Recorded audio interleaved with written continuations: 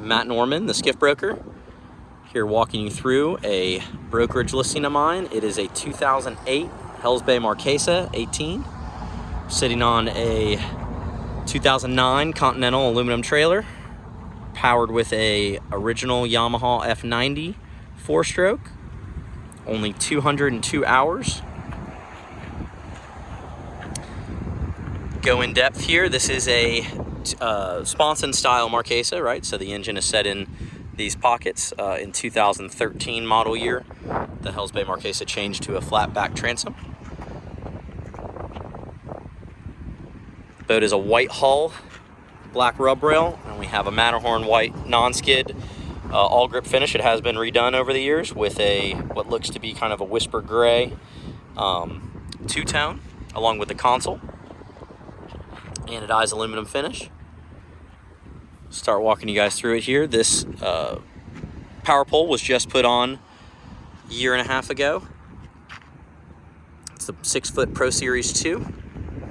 Lenco trim tabs. Boat just had a full detail wax and polish done here in June of 2025. Taking a look here at the back deck. Got a 3-hatch layout. Center live well, very, very large. I'll open that up in a second. Dry storage, dry storage. Console is, I'm trying to remember which model console Hells Bay called this. The HBC 9? Either way, most of us call it the flat top style. So the most common Marquesa console, the backrest is higher up. So this backrest is lower for the jump seat, and the steering wheel is a little bit more on a flat plane versus a vertical plane. Really nice helm if you like to stand and drive the boat. It's an excellent, excellent wheel angle for that. But plenty of insulated cooler space in here, and a beautiful, clean, flush forward casting deck with large dry storage, your fuel tank access. And all the way up here is a Minn Kota iPilot. It's an 80-pound thrust, 24-volt, 2-battery system. Looks to be a 54-inch length shaft. It is an earlier gen iPilot. I'd ping it at probably a 2014 era install. The hull, I have plenty of still photos of it, is very, very clean on the bottom. No oyster rash of any kind. The trailer is not your custom Ramblin' trailer. This boat was a yacht tender for most of its life, and probably sat on the bow of the yacht more than in the water, hence the 202 hours for a 2008. And then the most recent owner lift kept the boat, so the trailer was not a huge part of the ownership. It is a swing tongue, and there is some hardware that could definitely be replaced on here. I have still shots of that. Some swivel bunks are fairly rusty. Tires could definitely, they're I think 7 years old now. So if you're going to trailer a lot, there are some updates to do on the trailer. We only have the port side lights working at the moment. But again, trailering this boat for the current owner was not a priority, as it was stored on a boat lift on the water. There is a full suite of cushions removable that come with this. As we get in here to the cockpit, they twist on right here, so it'll be a 3-cushion setup. I just need to get them mailed to me because they were missed when I picked up the boat. So the boat is located here in Dunedin, Florida, in Pinellas County. The boat has been an East Coast of Florida boat most of its life. So let's get right to the hatches here. Twist style latches. Again, the detail came out beautifully. Shout out to David Alexander at Cigar City Restorations. What a phenomenal job. Very nice spray style finish that Hells Bay did in this era. So it's not that bumpy rolled Awlgrip. This is actually a very nice lustrous gel coat, but full Awlgrip rolled down here in the storage hatch. So this is our house battery in the starboard side hatch. Nice, good refrigeration style gasket right here in great shape. It's got your Moonlighter hatch springs, right? So you just push these down to close, and they hold it up nicely.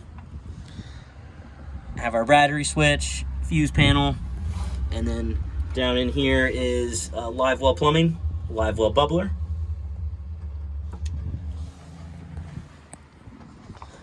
Close this up. While I'm back here, we have 2 flush pop-up push-pull holders Also flush cleats on the back of the boat, 4.5-inch pull-up cleats. So here's our second. Actually, no, I'm sorry. All three are flush. Makes sense being a yacht tender. And while I'm here too, I won't forget, here is your lifting hardware. So it's set up for a 4-point lift. So again, if you're a captain watching this, maybe looking to put one on the bow of a boat and not wait to build your own custom boat, this is definitely turnkey in that nature. Here's our center live well. It is large for a fly fishing centered skiff. Nice rounded corners. That limestone bubbler, which is great. If you're just going to use it for shrimp and crabs, just put a few gallons of water in it. We have a light in here too. Closes up. Here's the port side storage hatch. Again, gasket in great shape. Hatch gutter nice and deep. It's going to stay good and dry. And this is housing our power pull pump, which was, again, the latest gen power pull. Fuel water separator. And some live well plumbing as well.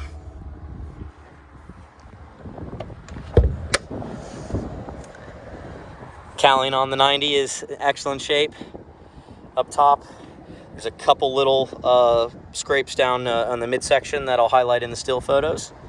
And here's our bilge access. So 2 live well pumps, your bilge pump, C-Star hydraulic steering. Pulling platform right here. You got 2 side steps, or 1 on each side. Anodized aluminum's in excellent shape. Sea deck here definitely could use a refresh, but it is still there. Be easy enough to do.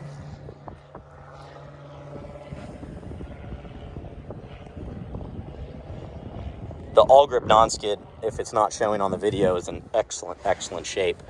It was done very, very nice and aggressively. It's got good luster to it, and is still nice and gritty. So here is our console.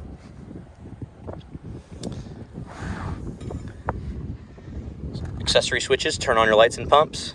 Power pull switch, our Yamaha tack, Lenco trim tabs, your binnacle, and a 12-volt accessory. Here are the 2 trolling motor batteries. They're Optima blue tops, stickered 11-2020. At least when they were manufactured. They may not have been installed then. A guest 2-bank onboard charger to charge these up.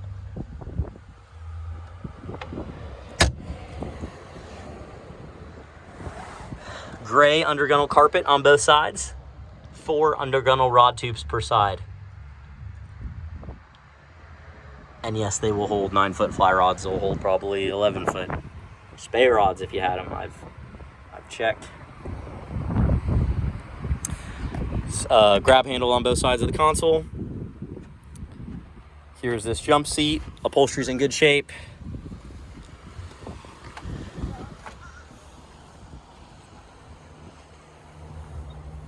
Is a little discoloration here in the gel coat.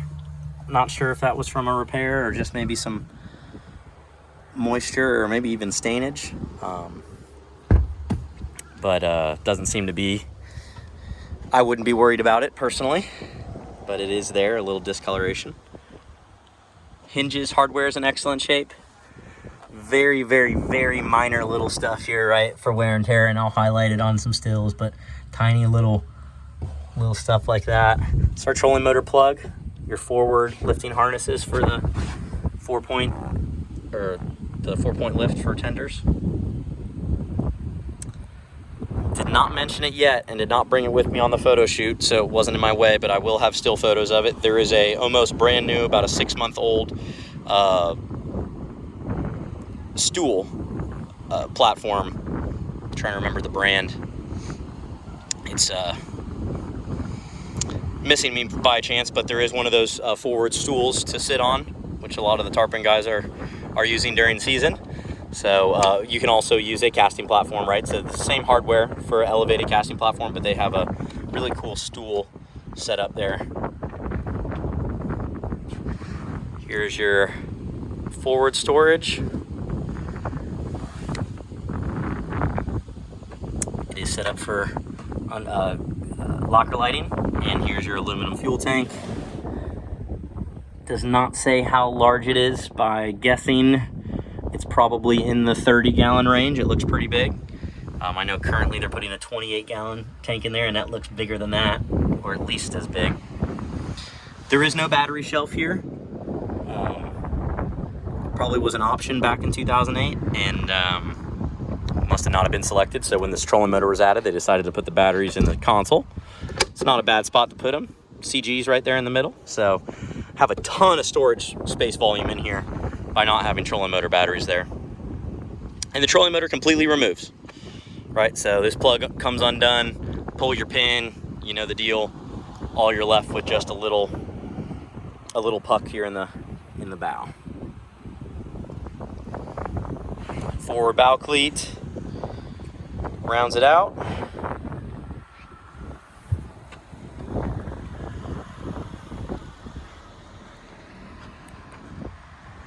And I will attempt to get out of here. There's your onboard charger receptacle there on the port side of the console.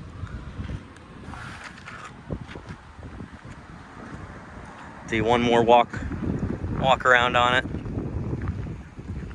Sorry, I'm going a little long here, but you can definitely fast forward to your favorite part. Here is some little scuffage on both sides. And you know what it is? It's probably a tiny little bit of impact here. Right here on this corner, we can probably shave that off. I can get a shop to get that done, so that way it's no longer a point of rubbing.